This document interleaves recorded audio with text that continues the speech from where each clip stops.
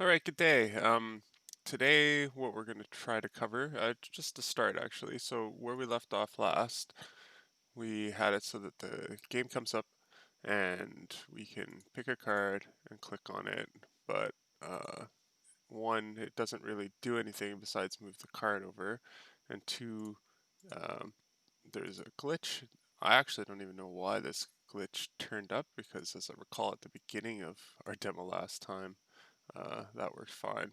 Um, but somewhere it went wrong. I actually think because I have investigated and fixed this problem, that I accidentally hit backspace in the middle of a line of code and broke it. Um, but anyway, as a result of that, today what we're going to do is first we're going to improve the UI so that we have health bars for the enemy and for us. And then after that, we're going to step into the logic of selecting cards and fix this little bug here and refactor a little bit of code, which will be a good review of how all the systems work. And then after that, we're going to work on our game loop to make it a little bit more logical and make it work. And we're also going to do the logic that determines who wins each war hand and have the damage affect the player and the enemy.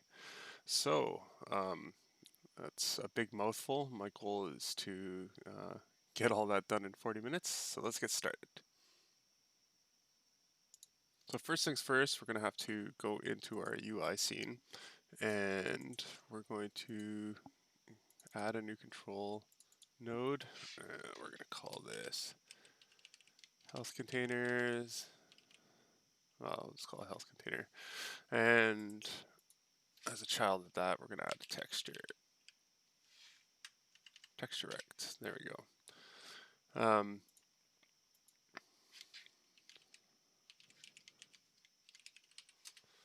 We'll make one of these, and for the graphics under UI, we're going to grab the enemy, or sorry, the heart full for this one. Actually, I kind of did this in the wrong order too.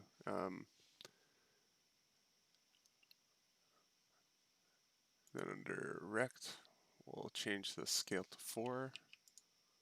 Should do it, yeah. And tighten this box in a bit. Now, trying to remember here. Yeah, so this is where we want it. We'll move this box above and we'll call this one enemy heart empty. And drag the heart empty container into there.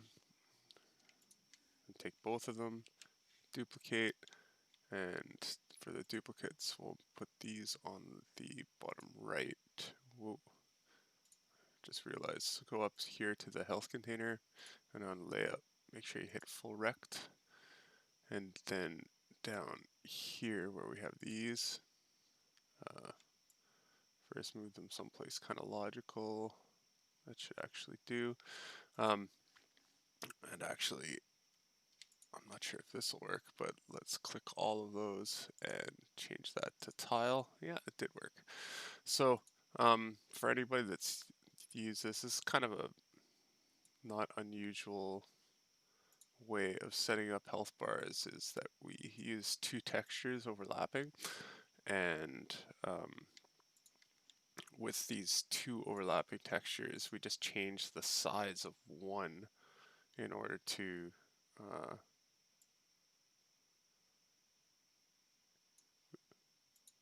sorry, I gotta make sure both of these are stretched up, in order to make sure that we display the health by just changing the size of one of these rectangles. So each of these are 16 wide.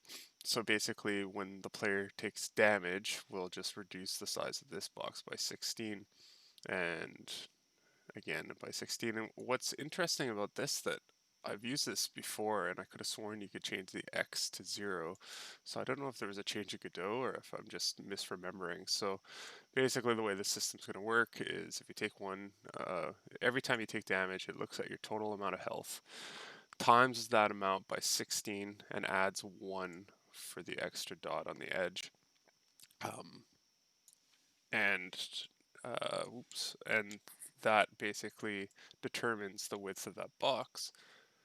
That should be good. And that's how we display our health. So yeah, it's not exactly rocket science, but so our next step is to make sure that all of this works in the UI. So let's first do a quick fix in here. We're going to make it so the animation player first stops itself at the beginning. And this will stop any hiccups that happen that stop an image from displaying because the animation player is still playing another loop. There's more intricate ways to solve this, but for now this will suit our purposes. So the next thing we're going to do is we're going to save this, go back into the main, and enter into the player hand script. From here, in order to have health to be damaged, we have to make sure that we give ourselves a health stat. So let's do that. And we'll give it a setter called set health. And below initialize cards, I believe. At the bottom, we're going to create the setter right above active card.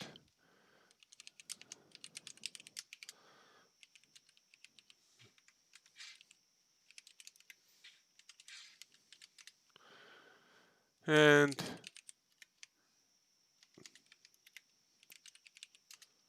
the important thing that this has to do is emit a signal whenever this value is changed, which will connect to the UI.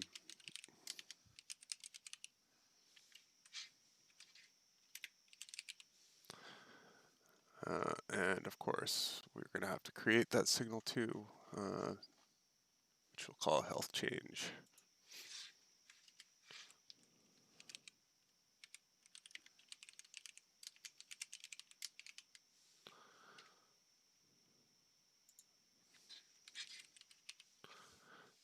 And that should be all we need to make that bit of functionality to work. So if we come into our project, and we click on our enemy hand, and by make work, we still have to actually create the part where damage happens. But so we'll connect this to the UI, and we'll connect this to the UI. Perfect. Now, this is going to be fairly straightforward, these functions. So the biggest change I'm changing, actually that's perfect, yeah. So as long as you put value in the signal, it'll appear here. If you didn't add that in for some reason, like I have a tendency to do, you just have to make sure you have a value there. And I haven't declared player health yet, which is going to be easy enough to do. So I'm going to add a couple of on-ready vars here. One for the player health full, which we'll call player health. And another one, as you would imagine.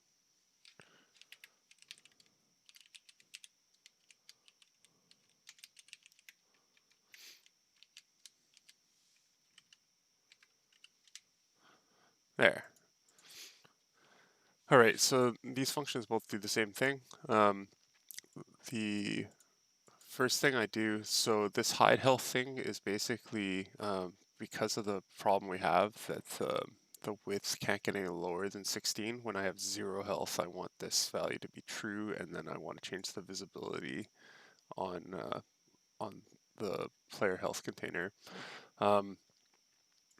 Other than that, everything else is pretty predictable. The rect size.x is going to be equal to 16, which is the width of the sprites, times the value plus 1. And the plus 1 is just to make sure that it has the 1 pixel buffer to the right, which in a lot of cases of implementation where you have some contrast between the health containers and the background.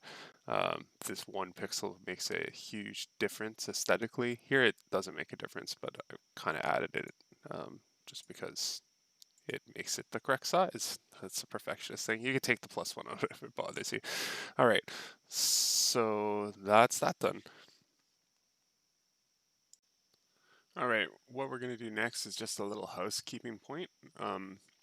Go into the hand class, oops, right here in 2D, and we're going to add a child to that, which is going to be a node 2D. I'm going to rename that node 2D to card holder, and this is where we're going to have all the cards get placed when they get spawned. So to that effect, we're going to first add a reference to the card holder.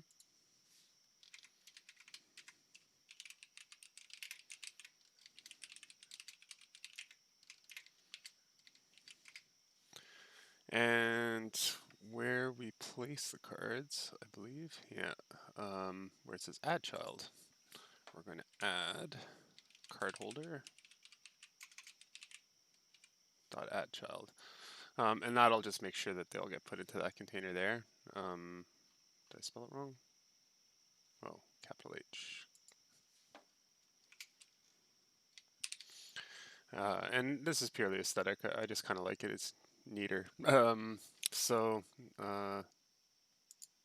while we're in here, the way the work cards script is going to work is it's just going to pass the winning card, and for that to go into effect, we need basically the player to have a name, which will actually help with us announcing who wins too. So we're going to add an export variable called player name, and we'll initialize it to just be a null string, or a blank string rather. And under card, we're going to create a new variable 2, just checking for consistency into the example, card owner variable.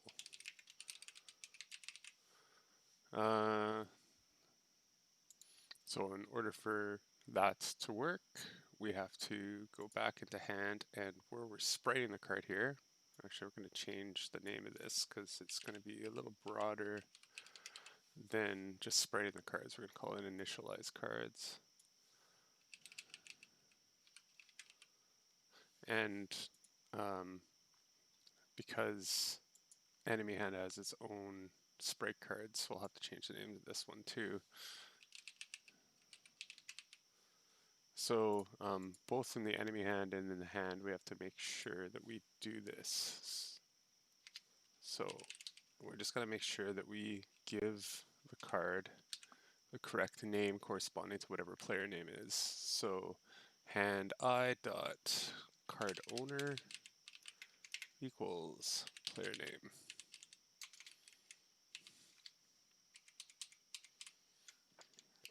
And like I said, we got to make sure we add that to the enemy hand class as well, since this overrides the regular hand class function. And yeah, because I haven't saved the hand, it's saying, there we go. This area should clear right now. Maybe not. There we go. All right, so now that that's done, we're going to take care of a pesky bug that we had earlier. If we go down to hand here, we can see that the active card uses a group call, which I don't particularly like, so I'm actually going to change this. Also, this is the reason why the error that was happening earlier was that there's a syntax error here. A proper syntax, I believe, for naming groups is to always pluralize them, which should have been my first hint that that was an error. But anyway, I want to change this since we already have a convenient string or a convenient array that contains all of the cards. We'll just go through the ones that are in our hands in order to make cards active.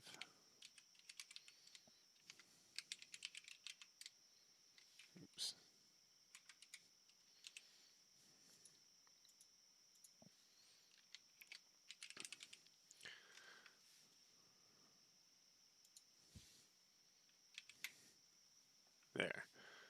And that's all we have to do to fix that. So I'm not sure if we have a working code right now, but let's see. Oh, I can't click on anything. And actually, it's a good thing I checked that because I know exactly what's causing that. If when we were messing with our AI earlier, when we put the health container in there, there's an important thing we forgot to do. Whenever you're dealing with UI nodes, the green nodes here, and a lot of the potential containers and stuff, it's important to go into the mouse area and check the filter. Currently, nothing passes the filter, and we have no reason to interact with anything in our UI, this part in particular. So we're going to set that to ignore.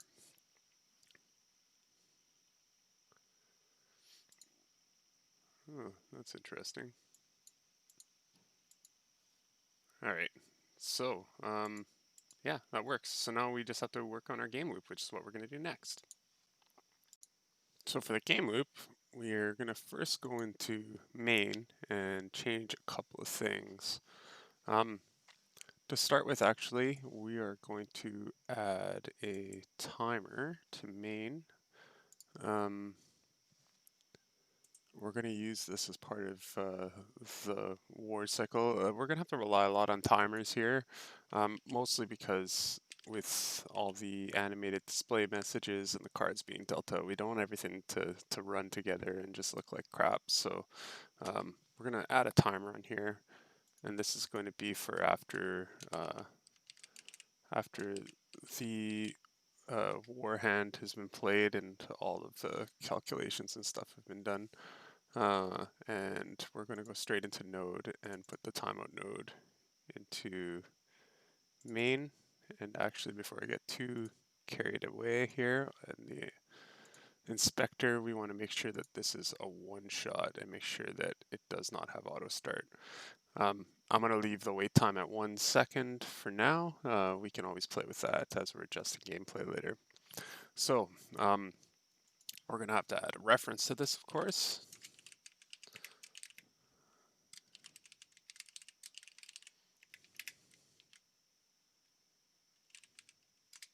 Perfect. We're going to change the way this works too, which is going to make this script kind of angry by the time we get about midway through this. But I'm using this enum for actually two different things. For those of you that have never used enums before, an enum basically changes, assigns this word to be associated, each word to be associated with a value. For example, setup would be 0, select card would be 1, draw street would be 2, etc., straight down. And basically, they purely exist to add readability to your code. I'm actually using this for the game loop states, but also keeping track what round of poker we're doing. So I guess they're technically both for the game loop, but start, flop, turn, and river are used for a different variable. So we're going to change the current round to equal start. And let's see here. Yeah, that should be good. The game state is obviously going to have to change. So for selecting card, regardless of what street we're on, it'll always do the same thing. So that's one of the reasons why I'm restructuring this enum and draw street as opposed to drawing flop, turn, and river for the same logic. So the game state is going to be select card, because that'll be the first thing that we do. So the way the game loop works is that the flop is essentially done in the ready process here. So I didn't bother creating a street name, or I did bother creating a street name, but the flop gets dealt here. Actually, I think flop probably won't get used. I could probably delete that out. After that happens, we have this game state loop here, which obviously we got to change this to select card. And the current round to start. Oh, actually we are going to use flop right here. So let's add that back in.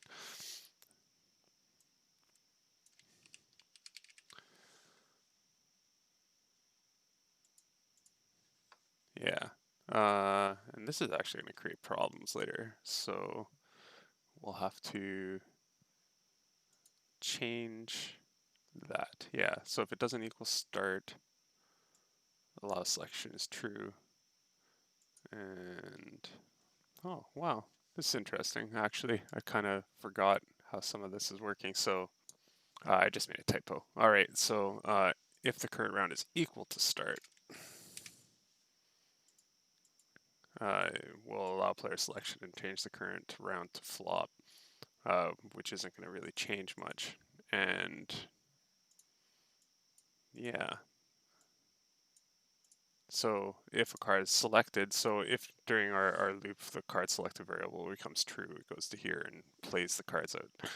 We can eliminate both of these because they won't be needed anymore. We're probably definitely going to have to change a couple of things in there. I'm just going to copy and paste the remainder of the code for this loop.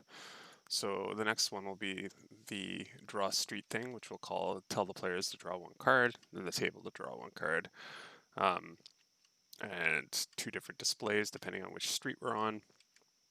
And of course, same as in the ready condition, the war card's enemy card, that's where the enemy will pass the card that it's going to play for war, and then it will allow selection. The reason why I have this at call deferred is because if I do not do it as call deferred, then when the next cards have been played, it won't necessarily line up properly. The timing of it won't line up properly, so some of the cards might not be selectable, so I have to do a call deferred.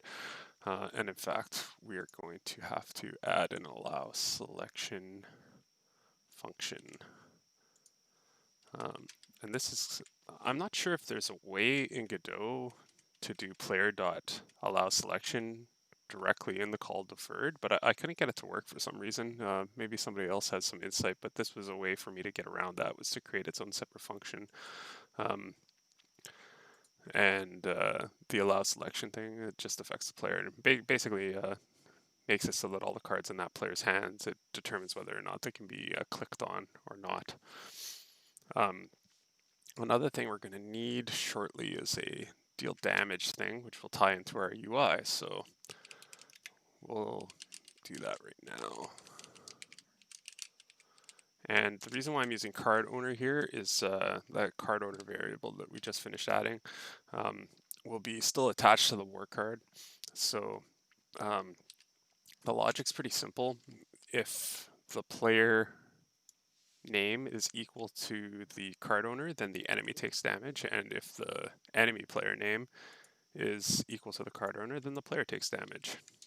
Because the card owner that's being passed to it is whichever card won in the round.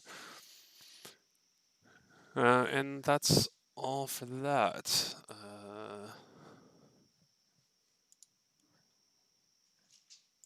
Card selected. We're going to move this card selected down there. And I think everything else is good in there. And for we got the time which we'll get to once we get into the war cards, which is our next step. So this should fix our loop generally to do what we want it to do. I'm sure there'll be some tweaking in there, but let's just press on into the war cards. So the warcards.gd script is what handles who wins or loses each round of war on each street of poker.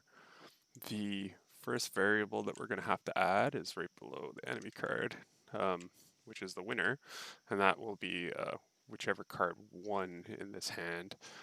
And we're also going to have to add a signal.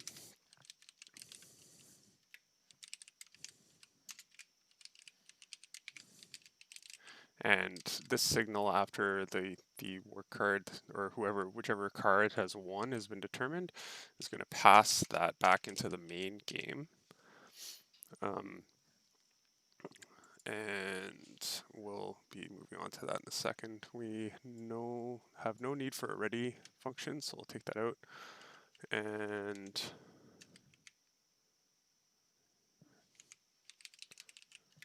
we're going to determine the winner by running a function that we're just going to make next and pass the player card and the enemy card in for it to do a comparison with. And after it's done that, it's going to emit a signal and it's going to pass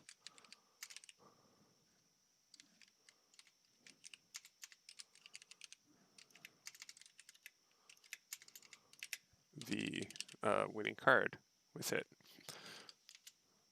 So for our function here, and I'm just going to put underscores before this just so that we're clear in our syntax that we're using the variables that were passed and not the variables up here. So for determining the winner, I'm just going to copy and paste this in. It's relatively straightforward, but I'll walk you through it. So the first thing that we worry about is if the, that's correct, no it's not.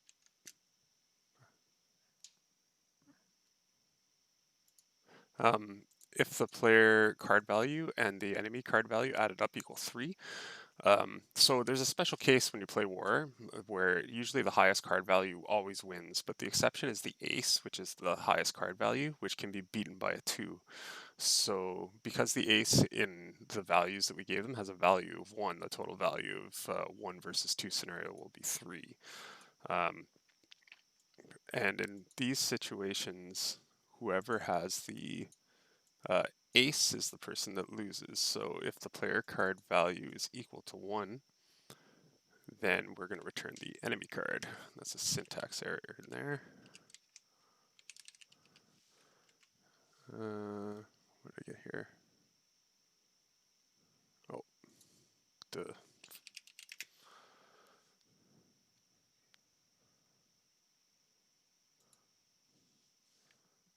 Perfect.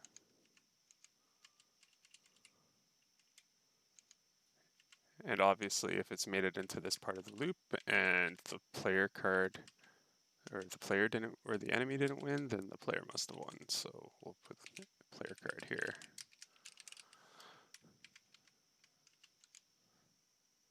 And sorry, all the tabbing got screwed up here. That should be good.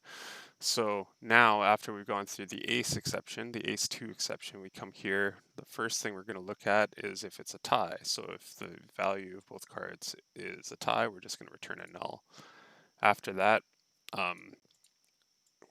basically whoever has the ace will win. So we have 2 exceptions here for that. And then after that, this here is going to take the player card value and compare it to either the, if it's equal to the larger of the player card or the enemy card. So in other words, if the player card value is equal to the highest value card out of those 2 cards, then it will return the player card. And if not, it will return the enemy card.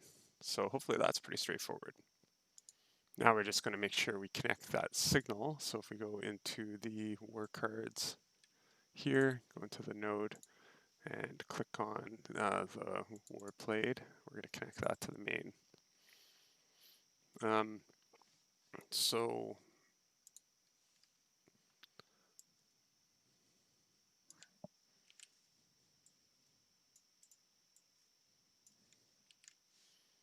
and just for my own sanity, I'm going to actually move this above the timer call.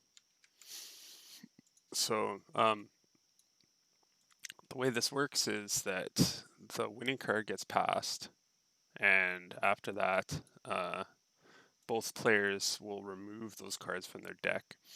And if the winning card equals null, then that means there's a draw, because null is what is returned when there's a draw. Else it will say that whoever won, won, and it will send that announcement out and deal damage to the opposite of whoever the winning card owner is, using the deal damage function up here. After that, the timer will start, which will cause that 1 minute delay. And from here,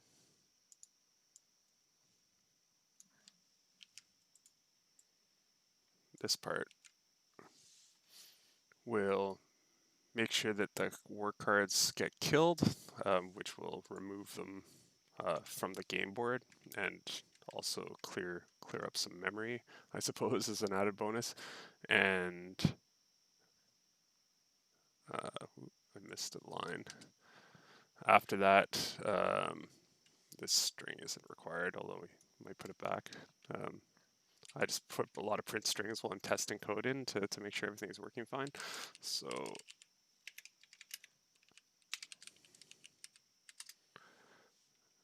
basically, this acts as a control after it kills the cards. It's going to say, so like I mentioned before, enums are basically correspond to a number. So by adding 1 to that value, if it's on flop, it'll move to turn. If it's on turn, it'll move to river. But if it's equal to river, that means it was the last round. So if it's the last round, the game state's going to change to end round. And yeah, so after that, if game state currently equals select card, which is what it should be on, then it will change the game state to draw street, which will move on to the next part. And go back here to the draw string part of the loop.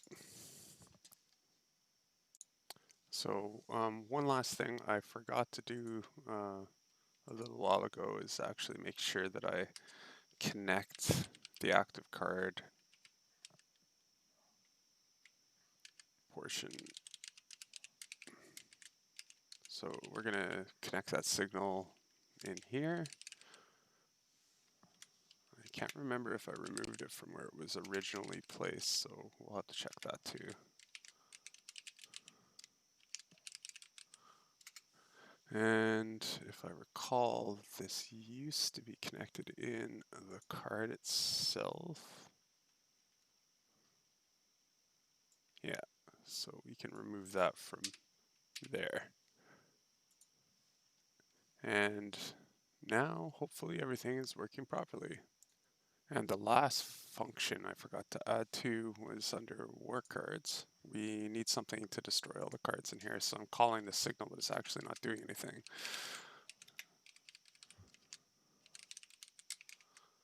And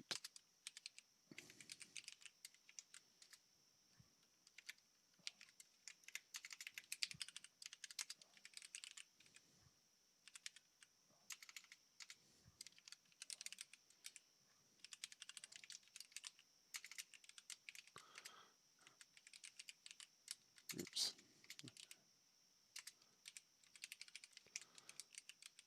And this will just make sure that those cards get deleted at the end of play.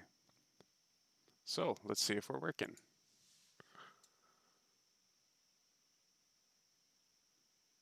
All right, looking good so far. Let's play the king.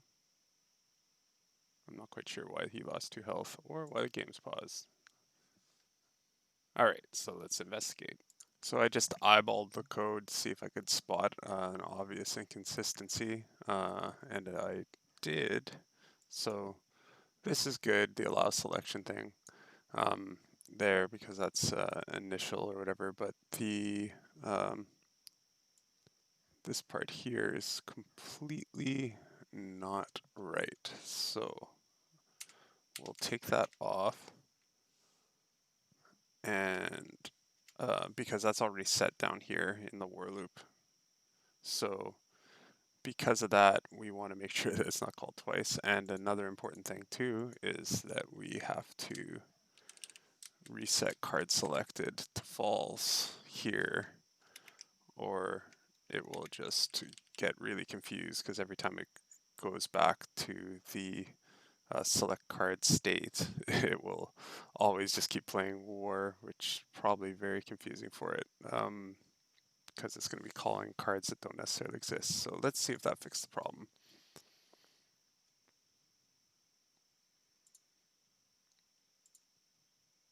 The player name is incorrect there, and I still can't select the cards. Interesting. So I'm just going to confirm quickly that the player hand has a player name. Call it the player, all small caps, or it'll mess up the font that I'm using. And we will call the enemy hand the wizard. Oops. And I don't think this will fix whatever error we just got, but it will at least make this part good. And I should not have won there, I don't think. Let's try that. Oh, no, I still can't click. All right. Let's play this one more time because I think we have two errors. So let's play the ace, which should be us winning, unless we both play an ace. Let's try it one more time. There we go. The wizard wins. So I've reversed the logic in there somewhere, so I'll have to find that error as well. Give me 1 sec. I would normally walk you guys through all the troubleshooting here, but this video is getting long in the tooth, so let me just figure out the bug. So I found a little typo here. This is not supposed to be a comparison, so that has to change it to draw street. But I also noticed another error. I forgot to add a function to table for draw street, which means that it will run into another error even after I make it past that comparison thing. So we want to create something that calls draw street, which is quite simply draws a card. Exactly one card. So we should be good to go now, I think. So if we click on king, wizard wins, turn comes, wizard wins, player wins, and now we're at the river, and it should do the endgame part, but I'm pretty happy with where we're at right now, so we'll solidify the game loop once we go through. I still seem to be having this problem when I'm running this, that if the player takes the third hit point in this example, it doesn't drop down to 0, and I'm not entirely sure why. So I'm going to investigate that, and we'll clean this up for the next video and start moving into the poker logic and the end game, and then a proper reset of the game so that we can go into the next round. For later development, I think I'll add functionality so that you can play more than one type of opponent, or maybe improve the war functionality. But we have a pretty good skeleton here, so we're getting really close to the poker logic part of the game. So based on the feedback I got for audio and video issues, I did my best to try to improve stuff without spending money on a better microphone. I hope that the video quality and the sound looks good, and I hope this was a helpful video.